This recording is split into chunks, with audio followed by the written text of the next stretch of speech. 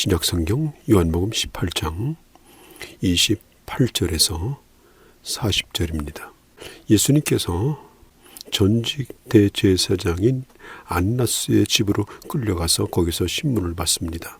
그리고 그 다음에 현직 대제사장인 가야바의 집으로 가서 신문을 받습니다. 그리고 공회로 넘겨져서 공회에서 신문을 받고 거기서 사형 선고를 받죠. 헤롯 왕에게로 보내집니다. 헤롯 왕은 예수님에게 말할 수 없는 수치를 돌렸습니다.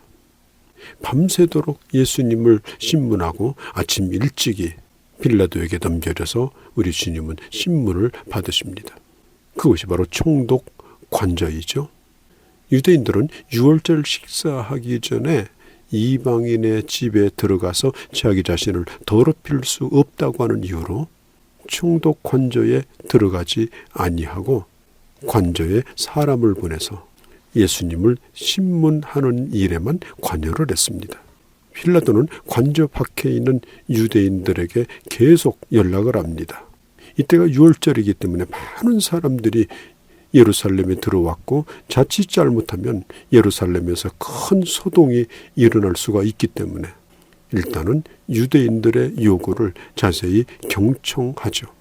도대체 이 예수가 무슨 죄를 지었기에 여기에 데리고 왔느냐라고 하는 것이죠. 그들은 말하기를 그가 악을 행하지 않았다면 왜 여기까지 끌고 왔느냐라고 구체적으로 예수님에 대하여 죄 몫을 말하지도 못하고 궁색한 변명을 합니다.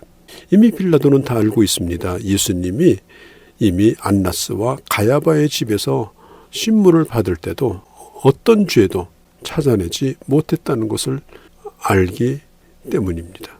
빌라도는 이것은 너희들의 문제니 예수를 도로 데리고 가라. 그들이 말합니다. 우리는 이 예수를 죽일 권리가 없다는 겁니다. 이 말 속에는 그들은 이미 예수님을 죽이기로 했다는 말이죠. 빌라도는 예수님이 죄가 없다는 사실을 잘 알고 있었고 이것은 유대인들의 정교에 대한 문제라고 생각을 했죠. 유대인 스스로 이 문제를 해결하기를 원했던 것입니다. 이 유대인들은 이제 유월절 날에 이방인의 거처에 들어가는 걸 꺼려 했는데 이방인들을 마치 짐승이나 부정한 죽은 자처럼 취급을 했기 때문이죠. 철저하게 이런 것을 가리는 사람들이 하나님의 아들을 죽이는 일에 있어서는 수단 방법을 가리지 않는 것이 참으로 얼마나 큰 모순입니까? 예수님을 신문하고 있는 본디오 빌라도가 누군가요? 그는 서기 26년에서 37년까지 유대에 있었습니다. 그는 예수님에 대해서 대단히 호의적인 사람이었습니다. 예수님을 어떤 정치적인 그런 위협으로 보지 아니하고 큰 문제로 여기지 아니하였습니다. 그런데 성경에 있는 대로 예수님께서 십자가에 들려야 하려면 반드시 이방인의 손에 넘겨져야 합니다. 그리고 이방인들이 쓰는 방법대로 십자가에 달려야만 합니다. 예수님은 유대인의 방법대로 돌에 맞아 죽어서는 안 되는 것입니다. 우리 주님께서는 이미 자신이 어떻게 죽을 것을 알고 계셨습니다. 빌라도는 재판을 두려워하지 아니하고 당당히 서 계신 한없이 고요하고 평안한 얼굴로 자기 앞에 서 있는 그 예수님을 보면서 이 빌라도는 충격을 받습니다. 죄 없는 예수님을 재판하면서 그는 양심의 갈등을 느끼죠. 아무리 악당이라 하더라도 그 내면에서부터 들려오는 양심의 소리만은 숨길 수가 없었던 것입니다. 세상 사람들은 돈 많고 권력 있는 사람을 보고 놀라는 것이 아니라 죄가 없는 깨끗한 사람을 보면 놀랍니다. 그래서 나이 들어서 죽으면 살 만큼 살다 죽었다. 그렇게 생각하죠. 그러나 아이가 죽었을 때는 슬퍼합니다. 왜냐하면 그 아이는 아직도 깨끗하기 때문이라고 생각하기 때문입니다. 예수님은 인간의 몸을 입으시고 인간과 똑같이 사셨습니다. 그러나 그분에게는 어떠한 죄도 발견되지 아니했습니다. 누가 무섭습니까? 소유하지 않기로 결정하고 깨끗하게 살아가는 사람, 진실한 사람, 이런 사람을 보면 악한 사람은 그를 무서워합니다. 지금 빌라도 앞에서 예수님은 계속해서 침묵을 하시죠. 그때 빌라도는 예수님을 두려워합니다. 그가 예수님께 던진 질문이 네가 유대인의 왕이냐라고 묻는데, 이것은 과연 예수님이 유대인을 단결시켜서 유대에 반항할 실제적인 그런 지도자였느냐라고 묻고 있었습니다.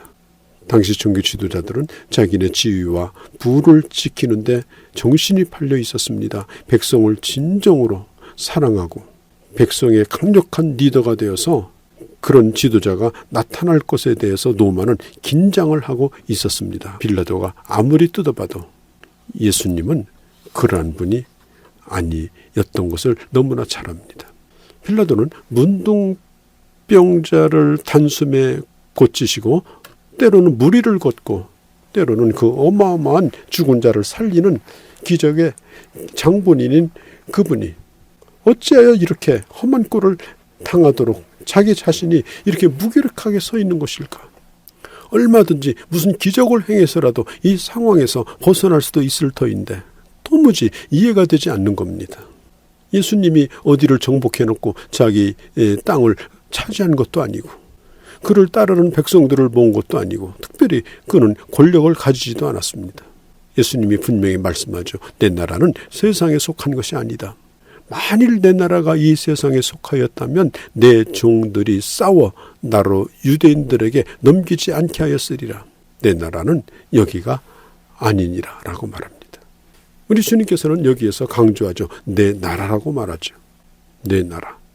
그때 빌라도가 묻습니다. 네 나라가 있느냐? 그럼 네가 왕이냐? 그때 예수님께서 네 말대로 내가 왕이다. 네 입으로 지금 너는 나를 왕이라고 그렇게 인정하지 않느냐? 예수님이 오히려 이 빌라도에게 반문하고 계십니다. 이 본문에서 하나님의 나라가 지금 이 신문하는 가운데 쟁점이 되고 있는 겁니다. 요한복음 3장 3절과 5절에 보면 하나님의 나라란 이 땅에서 자연적으로 출생한 상태로는 들어갈 수 없는 것이다. 오직 성령의 주권적인 역사로 말미암아 다시 태어날 때, 다시 거듭날 때 그때만이 들어갈 수 있는 나라가 하나님의 나라입니다. 그러니까 우리 예수님은 왕이로되 이 세상에 속한 왕이 아닙니다. 하나님의 백성된 성도들의 왕이 되신 분입니다. 예수를 믿는 그리스도인들은 예수님을 왕으로 섬기는 그의 백성들입니다. 예수 그리스도의 주권 아래 살아가는 자들입니다. 37절에 당신이 왕인가? 주님 말씀합니다. 그렇다. 그러면서 주님이 이렇게 말씀합니다. 진리에 속한 사람이 내 백성이다. 그때 그럼 도대체 진리가 뭐냐? 빌라도는 예수님에게 반문을 합니다. 도대체 진리가 뭐냐? 이 유명한 질문을 던졌지만 이 빌라도에게는 그렇게 진지한 게 없었습니다. 정말 진리가 갈급해서 물어본 것이 아닙니다. 예수님도 이 질문에 대해서 아무런 대답을 하지 아니하셨습니다.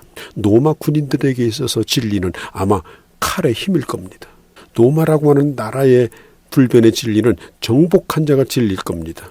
권력의 진리일 것입니다. 패배한 자는 입이 10개 있어도 할 말이 없는 사람들입니다. 뿐만 아니라 누구도 그의 말을 들어주지 않습니다. 지금 힘없이 붙들려 있는 예수님, 이런 예수님을 가르쳐서 로마 사람들은 예수님이 진리다 이렇게 받아들일 수가 없습니다. 믿지 않는 자에게 십자가가 참으로 어리석어 보이지만 구원을 얻은 우리에게는 하나님의 은혜요, 하나님의 주시는 감격을 체험하며 사는 길입니다. 이 39절에서 이 40절 사이에 보면 빌라도가 예수님과 이 대화를 하신 후에 예수님을 왕이라고 칭합니다. 빌라도는 그 군중들과 이 협상을 시도합니다. 내가 특별 사면을 한 사람 시켜주겠다.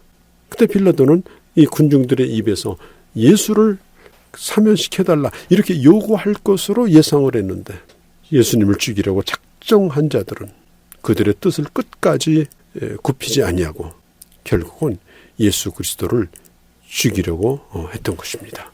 오늘도 법정에서는 예수님처럼 우리도 세상의 법정에서 내가 믿는 예수가 누구인지, 내가 어떤 진리를 믿는지에 대해서 분명한 질문을 받고 그리고 우리는 질문을 답하는 자입니다. 오늘도 이 진리에 대하여 하나님의 나라에 대하여 이 분명한 대답을 말을 가지고 오늘도 세상 가운데 살아가는 그런 주님의 자녀들이 되어주시기를 바랍니다.